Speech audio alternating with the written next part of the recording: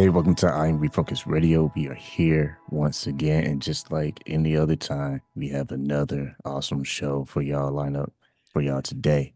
Just like I said, man, Refocus, we are doing some amazing things because we have some amazing guests and we are growing super fast. So if you can real fast, go to imrefocusradio.com.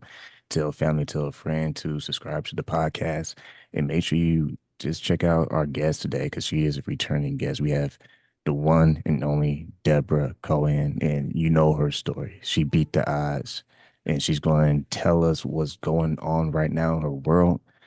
I just want to say, first of all, first and foremost, Debra, thank you for coming back on. How have you been doing?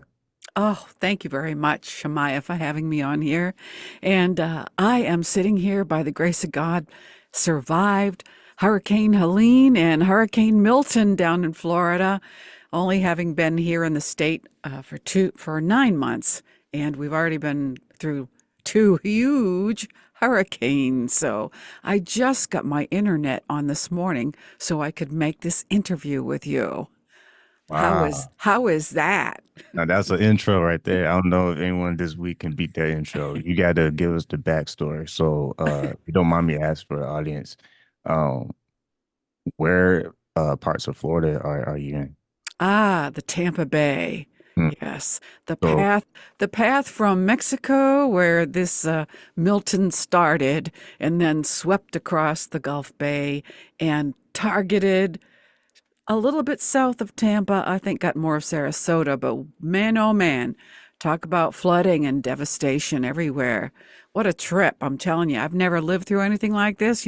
I come from Boston, so we had to deal with snowstorms of that caliber. So I'm used to the snow, but that's why I left. I left my snow shovel behind. I left my snow shovel. Anyway, so then I came down south to get warm, because I'm one of them, what they call snowbirds, um, like a baby boomer, let's be honest, okay?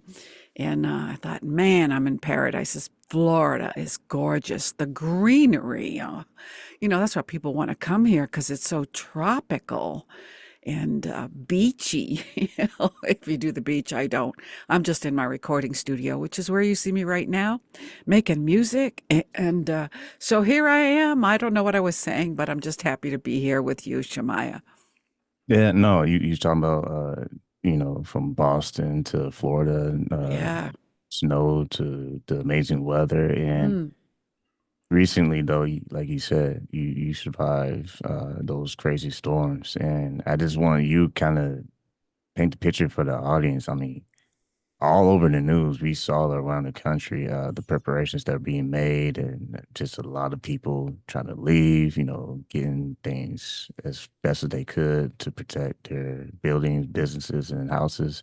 For you, what was the preparation like for you? And sounds like you got internet, so you got to know what happened. Yeah, well, the first storm, Helene, which was a week earlier, the name of the first hurricane that I experienced as a new resident in Florida happens to be named after my mother. So I thought, okay, Ma, I didn't have a good relationship with her, and I'm thinking, this is payback, right? Because I wasn't the greatest kid, was very rebellious. So, but my husband and I decided to tough it out. We were new residents in Florida, and we live in a 55 plus community, and they do. The state of Florida does tell you to evacuate if you live in a mobile or a modular home, but we ignored the warning and took a chance. It's about taking chances sometimes.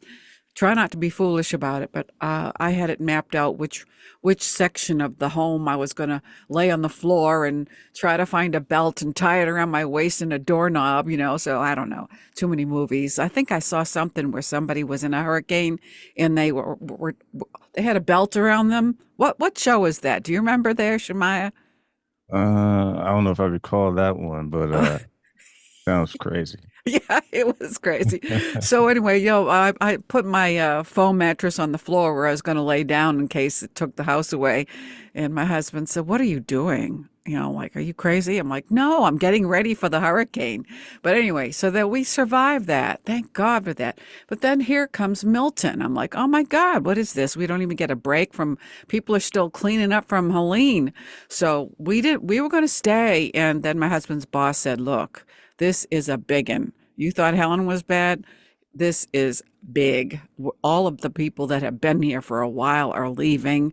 You better not stay. So we're like, okay, where can we go? We don't have much money here. You don't get very far on Social Security, and I'm unemployed because of COVID. That's another long story. So, well, we got in the car, and the day before Milton came, and like everybody mostly had already evacuated. So there was no bumper to bumper traffic like you see in the news, and they had waived the toll fees. So we rode up the toll road toward the Georgia border, and there were hardly any cars anywhere. It was great. And we stopped at this rest area and on the side of 75 road there. And just kind of camped out there with everybody else that was sitting there. The state park side rest area was full. And around 1 o'clock in the morning, Milton was already doing his damage. And we thought, it's going to take us about 3.5 hours to get back home. Why don't we start? So we left the rest area at 1 a.m. And it took us like 5 hours to get home. It was creepy because there was these, the tall street lights with the double lights on the top when you're on the highway. Big, tall things were laying across the road. So I'm like 1 o'clock in the morning, weaving in and out of these because, like this pickup truck goes by me because he's got to pass. He's got a pickup truck. He's got to show me he's got more power than my little Kia Soul, So he goes bombing ass by me on the left side passing, and he rode right over this light pole that was still plugged in, and there was sparks flying everywhere. And I'm like, oh my God, good thing I was still awake. I had to weave around the pole and the sparks. And then on the other side, what is it, the turtle lane, the slow lane on the right, there's trees taking the whole lane everywhere. Trees on 75 South. I'm going, oh my God. So my husband called like 511. I think that's what you call for a roadside service or something, just to let people know, come and get these trees out of the road, because if somebody doesn't see them in the dark, it's going to be catastrophe. So anyway, we're weaving. I felt like this, that game show where you have to go over all these obstacles. That's what it was like going home. It was ridiculous. And then on top of that, my Waze app brings me down to St. Petersburg. And I'm like, what are we going down St. Petersburg for? And I thought, well, maybe the app knows what's going on. It takes us into this double lane secondary road that's looks like a lake. I'm going, I'm not going to drive through this on Gunner Highway. And I'm like, what the, I'm like, so we had to go back to where we exited because it told us to take the wrong exit. And now we're on sailboat fuel. I'm like, oh my God, I'm not going to make it home because I don't have any gas. But I made it home by the hair of my chinny chin chin. We made it. Oh, we wanted to kiss the ground. We get out of the car. And of course, there were no lights on, no electricity. And the screen porch on the front of our house had been torn to smithereens. And a couple of my plants didn't make it. But other than that, I mean, there were houses in the same development where we lived that were blown apart. Like, what's that cartoon? I'm going to huff and I'm going to puff and I'm going to blow the house down. Well, yeah, it's like a rumble, bunch of sticks. And so anyway, we've been living in the dark. And my husband had bought a generator, because we want to live here full time. And we get it filled up with gas, and we're thinking, oh, this is going to be so much fun, just like camping, And we put gas and oil in this generator, and the damn thing don't start, and it's brand new. I'm like, oh my God, So we had a couple nice neighbors come over, and they said, look, it must have got damaged in transit because when you pull the cord, like the old-fashioned lawnmower, it doesn't pull out. It's stuck. There's something stuck. So it's sitting out there in the driveway right now. And I'm like, oh, okay.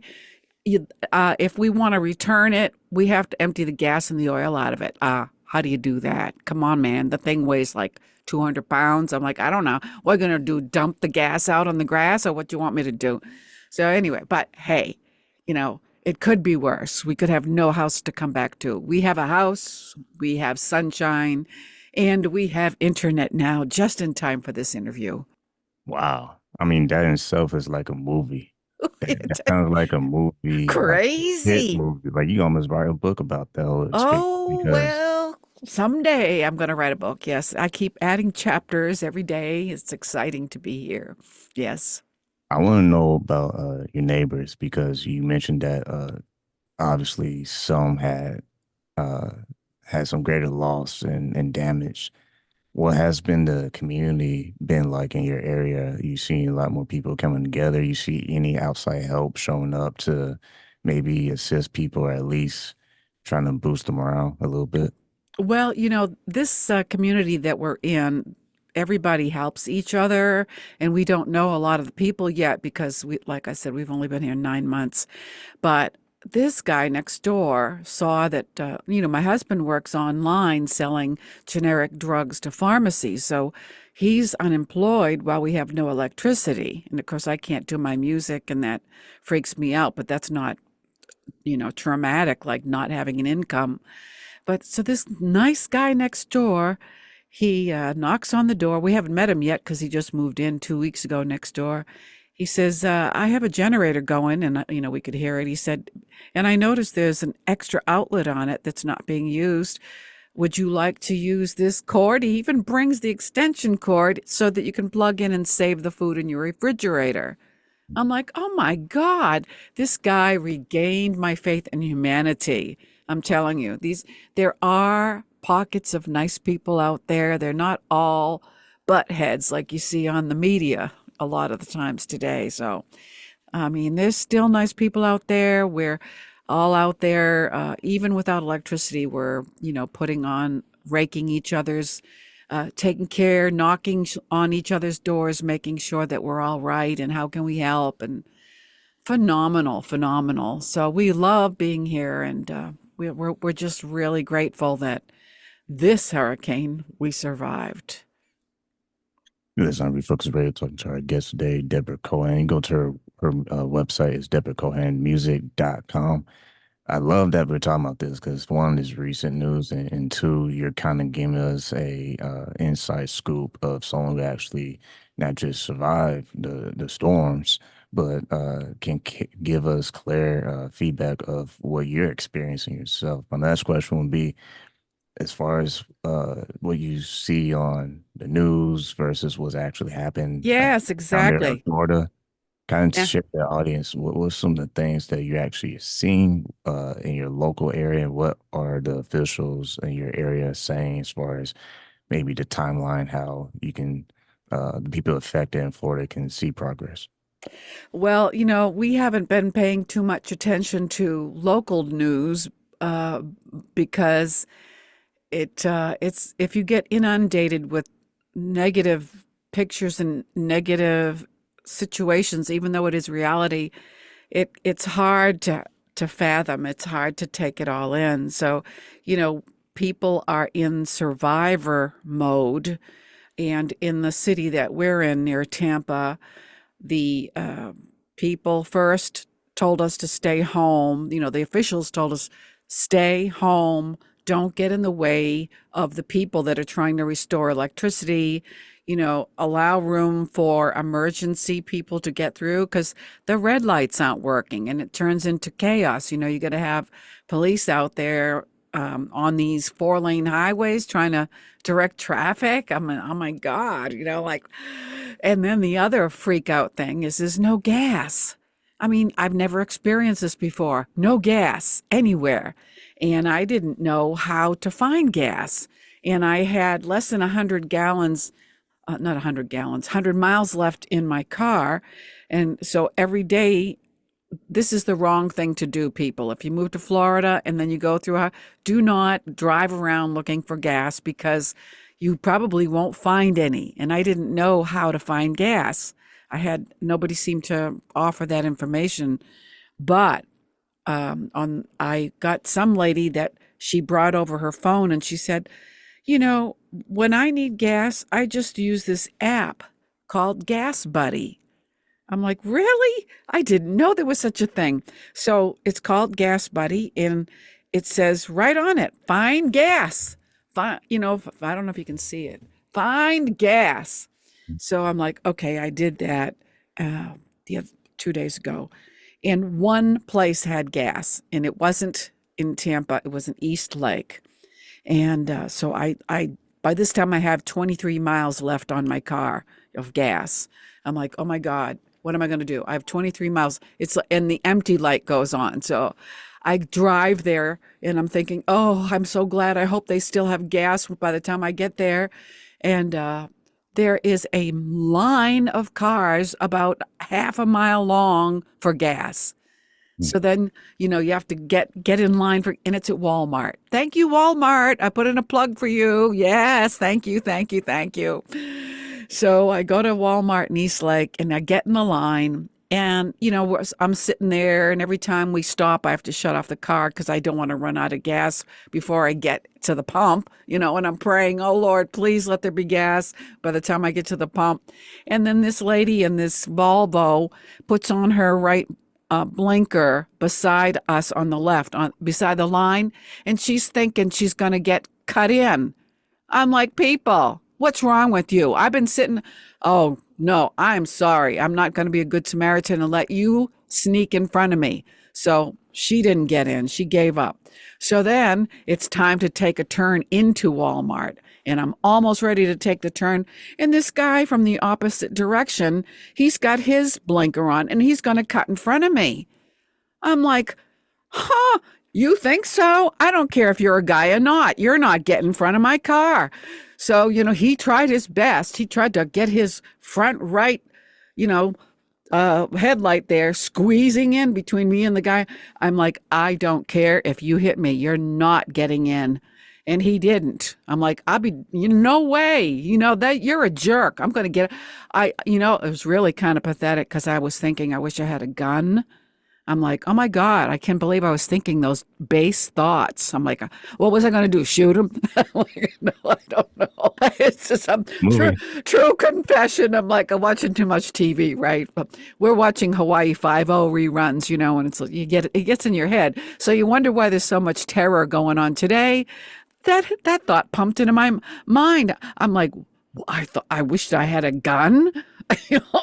Well, So, all jokes aside, road rage is heavy. So oh you're yes, it probably is. doing a good job giving a message out there to people. Well, I It's some tell patience. you, that guy got behind me. I was thinking, what a nincompoop. If I really wanted to just tell him, you're a real jerk, that. But I thought, I don't need to do that. I don't need to be like him. I gotta take the higher road. I'll Well, we're just, glad you did. We're glad you oh, did not say what you had in your thoughts.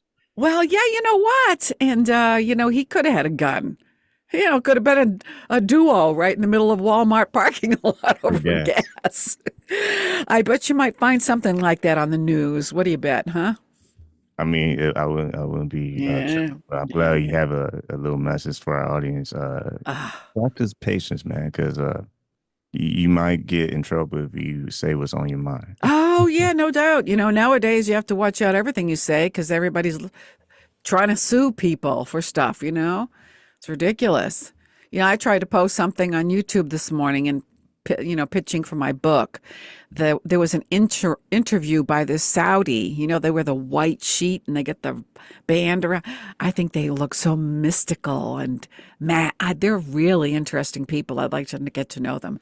And so the guy's like spilling the beans on what happened with the Palestinian thing. That there's no such thing as a Palestinian, and they're actually.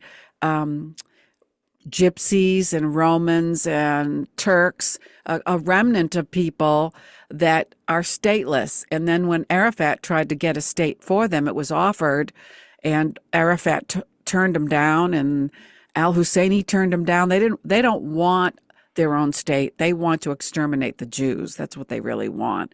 And it was so interesting to have this Saudi say this. So I thought, oh my God, I've got to repost this on my YouTube channel.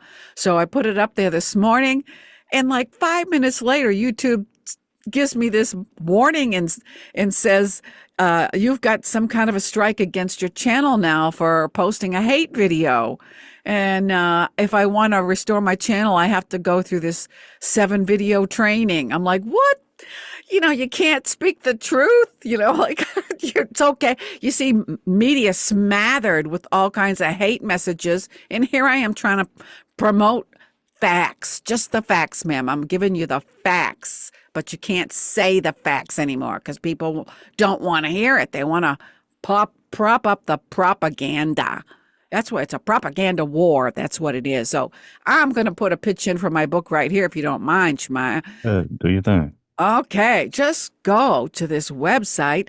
And if you're watching the news, by the way, regarding this Israeli Palestinian conflict right now, you're going to find out that Biden is finally doing something about 1701. The UN failed to do their job and push back Hezbollah to the Litani River, and that's why they're encroaching on northern Israel. So now that there's a war, people want to fix something that the UN didn't even want to deal with, even though it was their resolution. So anyway, it's in my book. Just go to my book and it'll tell you all the details. Get educated and speak the facts. DebraCohenBooks.org. Awesome. Man, I can't believe we only had 3 minutes and 35 seconds. I can't believe how time just Wait, went like wait. that. But I we can't got, believe it. I know, Wait. right? Oh, You're come gonna have on. to have a part three. So Oh, before we wrap this up, what else is on your mind? oh, please. I'm so glad. Guess what? I'm going to be 70 in November. So I entered a beauty contest and I am asking all of your people, please, please, please vote for me. It started 25 minutes ago, and it'll support the National Breast Foundation, National Breast Cancer Foundation, and give me some, like exposure. So go to this website, or let me see, hang on. It's vote fab, FAB 40.com/2024/ oh, they love the slashes, don't they? Debra, DEBRA dash Cohen, COHEN dash the number 2.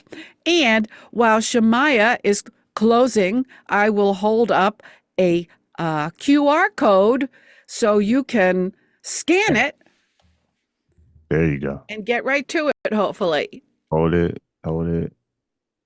There you go. Perfect. And we'll also put in our show notes too. So once again, if you're listening, I'm Refocus Radio talking to our guest today, Debra Cohen. Go to her music website, debracohenmusic.com. And you gave a website for your book as well where they can find it. Can you give that one more time? Yes, DebraCohenBooks.org. Yeah, I'm gonna have her, if she don't mind, after the show, if you can email or send me a message with the unique link for the voting part for what you're doing. That way we can get our audience to go out and support your voting. And real fast, your husband, I know y'all being affected by the hurricanes. If you don't mind, what's the link that people can probably support his business? Oh, well, aren't you so kind? Well, you could just go to my website, DebraCohenMusic.com, and there's a donate button there. And just go through the website and look for the donate. And if you just indicate where you want the money to go, meaning my husband, I might give it to him. Well, somebody's gonna have it. And at least his wife will have it, so that should be good. Someone's gonna get the groceries. Uh, Once again, it's crazy how time goes by, but might have to have you on just on the regular because it seems like every time we have you on, it feels like it's 3 minutes, but it's actually been like 27 minutes. So I have all the links in the bio for people to support what you're doing, and hopefully y'all bounce back from these two hurricanes. And thoughts and prayers are with Florida, and hopefully support and action will follow that. Because I know a lot of people, they want a little bit more than thoughts and prayers; they want some action behind that. So Ah, hopefully that happens for y'all and y'all have a speedily recovery. thank you. Thank you. Thank you.